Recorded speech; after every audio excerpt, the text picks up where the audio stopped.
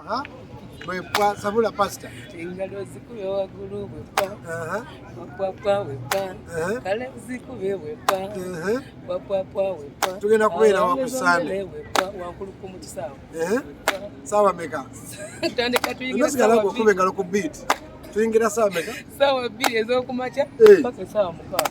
Nze nja kujja lwaggulo nga nyinyuse. Ujja kumala okunyuka gye. Nasa n'oluva mu service. Yes. Bwepwa. Luddawa.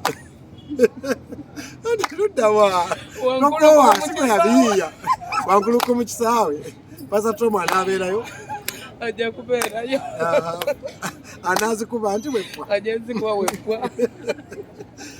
Okuyingira sente meka.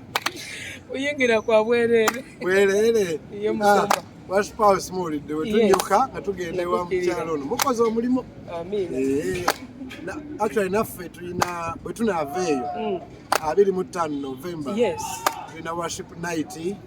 Bwepwa wano ku Worship House Nansana. Era muyitiddwa mwenna oluva wali 13.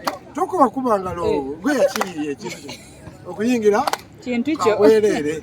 Mwoki kunaita kuyiga kwa bwerere. Nansana. So tusooka ku Sunday nonga meka? Nga 13. 13. Wankulu ku mukisaawe. Wankulu ku mukisaawe. Yes. 25 Worship House. Worship House.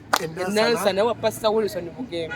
Bwepwa kuyingira bwerere. Kuyingira kwa bwerere ng'ozikuba bwepwa.